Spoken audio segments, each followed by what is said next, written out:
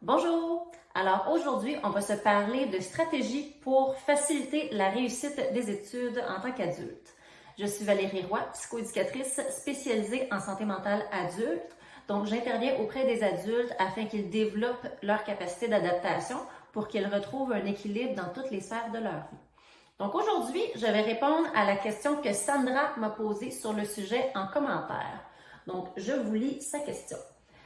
J'aimerais savoir si vous pouvez aborder les astuces pour un retour réussi aux études pour adultes.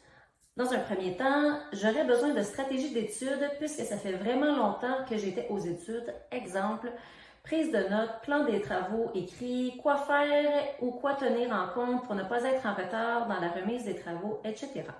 Dans un deuxième temps, j'aimerais aussi savoir comment bien gérer le travail d'équipe dans la communication, surtout lorsqu'on étudie en ligne. Et dans un troisième temps, comment gérer le temps d'études avec le temps de vie personnelle pour avoir un équilibre. Donc, ce que j'ai envie de faire, je vais vous faire une vidéo pour chacune des parties et la vidéo d'aujourd'hui va vraiment porter sur les stratégies d'études et je suis allée chercher des stratégies d'études pour toi, Sandra, basées sur les dernières recherches en neurosciences, rien de moins. Vraiment, les dernières recherches ont démontré dans les dernières années des façons plus efficaces de favoriser l'apprentissage et la rétention de nouvelles matières.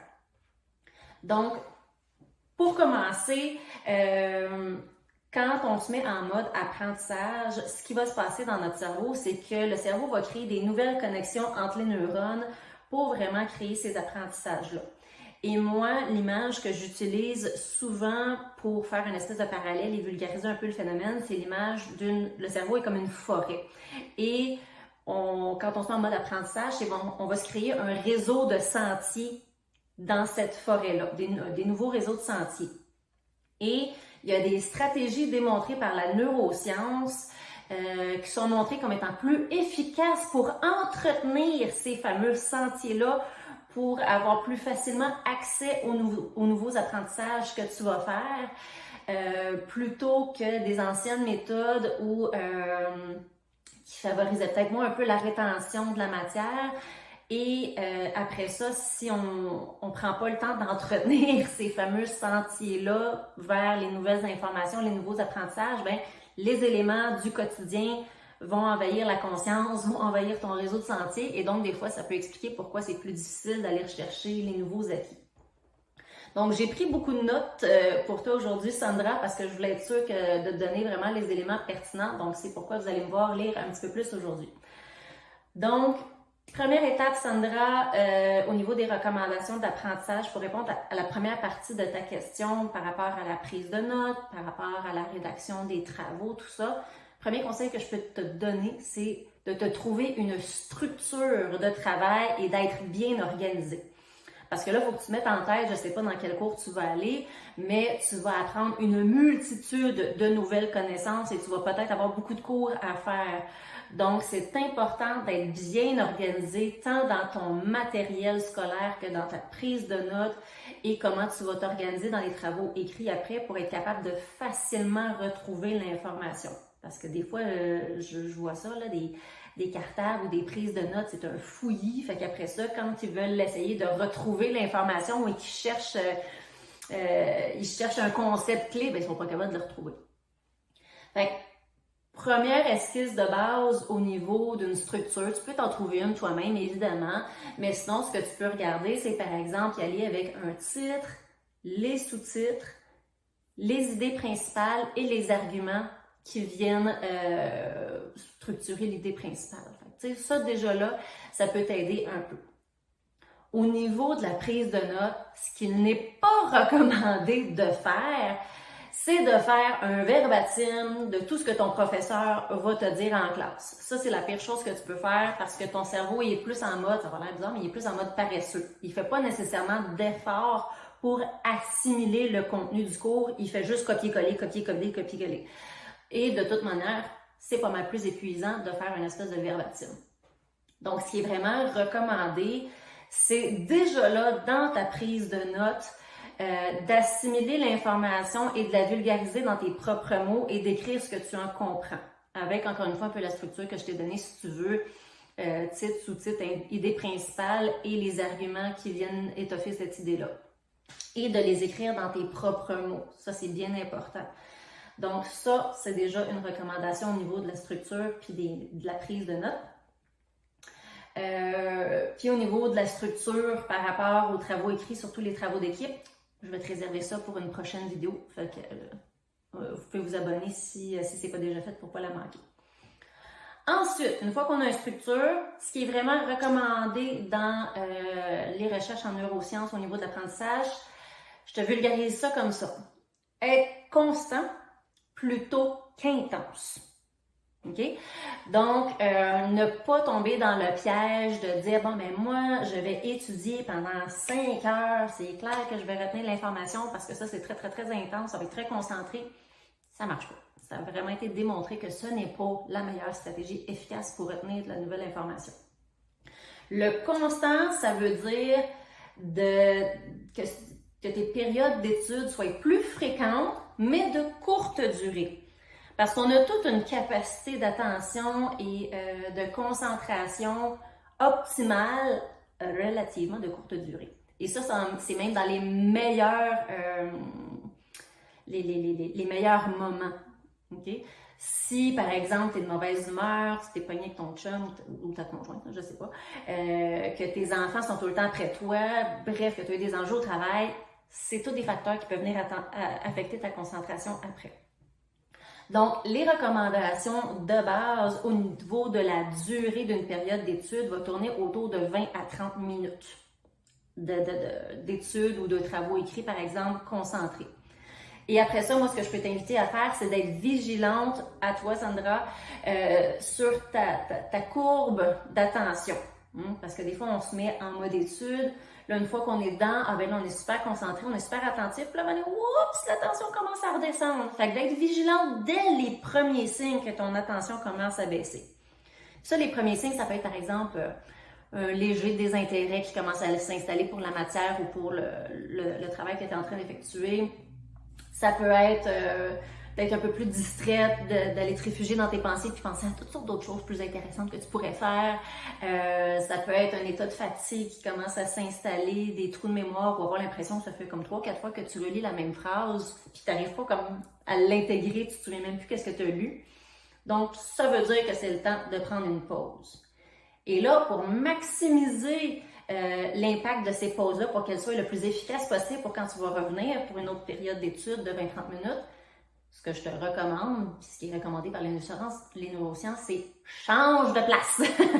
Déplace-toi. Donc, si tu étudies ou tu fais tes travaux, par exemple, dans un bureau ou dans un endroit très précis dans ton domicile, c'est de ne pas, par exemple, prendre une pause sur ton cellulaire à ton bureau, puis après ça, tu reprends sur ton ordinateur après. Ça, je pense que c'est une des pires choses que tu peux faire. Donc, vraiment, fais l'effort de te lever, te déplacer, changer de pièce. Idéalement, tu peux même bouger, te mobiliser un peu pour réactiver la circulation, réactiver la concentration. Tu peux également prendre une gorgée d'eau, manger une petite bouchée, faire une petite activité rapide, plaisante, juste pour te remettre dans un bon mindset, si tu veux, te remettre dans un état d'esprit plus positif pour être davantage apte à revenir pour ta 2e ou 3e séance d'études après. Donc, c'est vraiment un peu ça l'idée, d'alterner des 20-30 minutes, 5-10 minutes de pause ou plus, selon ton besoin. Là, encore une fois, c'est des grosses moyennes. Et vous pouvez enchaîner ça, quelques séances d'études pour la soirée. Ce qui est également recommandé, c'est par exemple d'alterner les sujets entre chacune des pauses. Pas faire 1h30 comme ça en alternant du même sujet. Et pour maximiser encore une fois l'impact d'apprentissage, c'est qu'on peut commencer pour se motiver, se mettre dedans par un sujet plaisant, agréable, que tu as de la facilité à assimiler. On se fait un premier 20 minutes avec ça. Ensuite, on prend une pause, on revient pour un autre 20-30 minutes. Puis là, on y va avec un sujet peut-être un petit peu plus difficile, qui va nous challenger un peu plus. Parce qu'évidemment, on n'assimile pas les matières de la même manière en fonction de notre intérêt, tout ça. Donc, deuxième sujet un peu plus difficile. Déjà là, on n'est pas trop fatigué parce que ça fait pas 1 heure qu'on étudie. Donc, on a un peu plus de concentration. On est déjà un peu motivé dans le mindset de l'étude de l'apprentissage. 20-30 minutes, 5-10 minutes de pause. Et on termine avec un sujet un peu plus facile, qu'on a un peu plus d'intérêt, qu'on assimile davantage. J'appelle ça la méthode sandwich. Hein? On voit ça des fois aussi en conversation, en communication, là, du positif, négatif, positif. Même principe peut s'appliquer, si tu veux, avec les sujets d'études. Ça va être plus facile à retenir l'étude en sandwich. Et un peu pour faciliter, encore une fois, la constance, ce qui va être recommandé, c'est de faire, par exemple, un calendrier d'études ou pour les travaux écrits également. Donc, moi, je me dis, si tu veux encore davantage faciliter ton engagement dans les études et les travaux écrits, fais-toi des rendez-vous. Donne-toi des rendez-vous dans ton agenda pour faciliter encore une fois ton engagement puis de dire comme ah ben non, je peux pas faire telle activité, j'ai un rendez-vous d'études cette journée-là pour faciliter ta motivation à y aller et t'intégrer ça dans une routine. Et au niveau du calendrier, ça va faciliter aussi la répartition des tâches avant, par exemple, une remise de travail ou un examen, par exemple. Donc, c'est recommandé quand même de commencer d'avance. Là, après ça, d'avance, c'est à toi de le déterminer avec quoi tu es confortable, puis en fonction également de ta gestion du stress de performance. Parce qu'une journée ou deux avant la remise d'un travail, notre niveau de stress n'est pas le même que de commencer un mois ou deux avant. OK? Et on se rappelle que quand on est stressé, c'est pas là nécessairement qu'on a la meilleure capacité d'apprentissage puis qu'on est le plus performant. Donc, on est mieux de se donner le temps puis d'être dans un meilleur mood, d'être moins stressé. Donc, tu peux te répartir comme ça de manière régulière et fréquente des plages horaires, des rendez-vous d'études ou de rédaction de travaux écrits. Deuxième stratégie, c'est de se donner des défis d'apprentissage. Je reviens à mon image de ton réseau de sentiers dans ta forêt, là, où là, tu veux avoir facilement accès à la nouvelle information que tu as assimilée. Donc, ce qui est recommandé en neurosciences, c'est que plutôt que de relire tes notes systématiquement, c'est tu t'installes pour ta séance d'études et là, avant même d'ouvrir tes cahiers, tes manuels, peu importe, essaie de faire l'effort de t'en souvenir. Juste pour essayer déjà là de travailler ton cerveau, de défricher déjà une première fois le fameux chemin que tu t'es fait, tes connexions entre les neurones. Donc ça, c'est vraiment recommandé de te donner des défis d'apprentissage. Une fois que tu t'es challengé déjà comme ça, ben là, tu peux commencer ta séance d'études. Au niveau des stratégies pour faciliter cet apprentissage-là par défi, les stratégies qu'on peut donner, par exemple, ça peut être de, oui, te questionner toi-même avant d'ouvrir tes manuels, mais ça peut se faire aussi en études en petits groupes, où là, chacun va se questionner. Sinon, tu peux le faire avec ton conjoint, ta conjointe ou un proche qui peut te questionner également avant et après ta séance d'études. Ou sinon, d'autres choses qui est conseillé également, c'est te faire des cartes d'études où tu as une question d'un côté et les concepts de l'autre ou la réponse de l'autre côté. Fait que ça, encore une fois, tu vas pouvoir te challenger avec ces cartes-là. Ça peut être utilisé pareillement dans les groupes d'études. Et une autre stratégie également, hein, je te l'avais dit que j'avais beaucoup de contenu pour toi, hein, c'est de te donner des défis d'intégrer la matière dans ton quotidien. Là, je te donne un exemple personnel, je te confie ça. Quand je faisais mon bac et ma maîtrise et on apprenait par exemple les différents diagnostics en santé mentale, moi pour m'aider à m'en souvenir, je m'amusais de la sorte, ne me juge pas s'il te plaît. C'est par exemple d'essayer de deviner la présence de certains symptômes diagnostiques ou de certains troubles mentaux auprès de mes personnages dans mes séries télé prévisées, mes séries télé préférées. Hein? Désolée, j'ai cafouillé. Donc, je regardais mes séries télé, puis j'essayais de voir comme ah ouais, lui, ça me fait penser aux symptômes qu'on a vus de dépression, ou lui, ça me rappelle par exemple le trouble de personnalité limite, ou lui, clairement, il est narcissique. Je m'amusais comme ça avec mes concepts en regardant la télé. Donc, toi, tu peux regarder en fonction de la matière que tu étudies, comment tu peux essayer d'intégrer ces concepts-là, soit dans des conversations, soit dans ta routine, soit dans un travail que tu as présentement, ou de l'expliquer à d'autres personnes. Ça également, ça va t'aider à entretenir le fameux réseau de sentiers que tu fais dans ton cerveau pour conserver facilement les nouveaux apprentissages. Et dernière stratégie conseillée, c'est être disponible et motivé pour tes apprentissages. Elle a l'air évidente, celle-là, mais pas tant que ça, surtout en tant qu'adulte, nos responsabilités, notre quotidien peut avoir des impacts après dans notre état pour étudier. Donc, si tu es envahi par quelque chose une certaine journée, que tu n'as pas le moral, que tu es hyper stressé, ben, ça va venir affecter encore une fois ta capacité d'étude et ta concentration, ta performance dans ta rédaction de travaux écrits. Donc, c'est d'essayer de tout faire avant ta période d'études ou de rédaction de travaux, peu importe, d'essayer de te mettre dans la meilleure disposition physique et mentale possible. Il y en a des fois qui vont dire de faire comme juste une petite activité physique avant pour faire activer la circulation, améliorer le niveau d'énergie, puis après ça, vont commencer à étudier. Ou sinon, encore une fois, petite tranche de vie personnelle, je vous partage ça. Moi, je suis quelqu'un qui est très ordonné, puis si mon bureau est en bordel, j'étais distraite, j'étais facilement distraite par tout ce qu'il y avait autour. Donc, je prenais juste 5 minutes pour bien m'installer, ranger, comme ça je savais que je n'étais pas distraite par des traîneries. Puis après ça, je faisais ma séance d'études.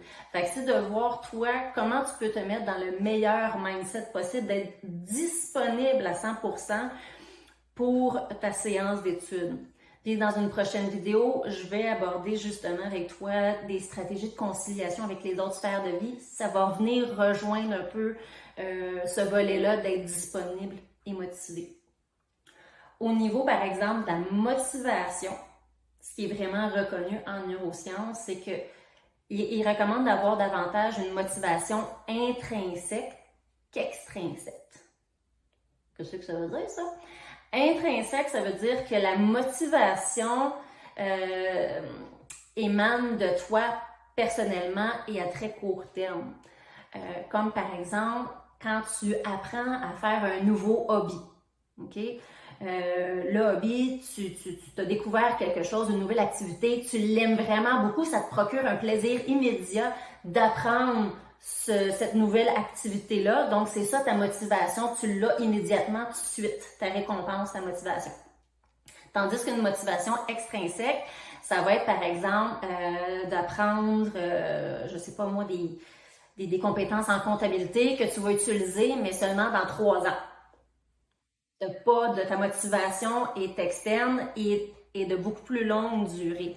Donc, si tu arrives à te trouver le pourquoi tu étudies, qu'est-ce qui fait que c'est important pour toi ici, maintenant, rapidement, quel genre de motivation qui t'appartient, que tu peux avoir, ça va faciliter la rétention des apprentissages, encore une fois.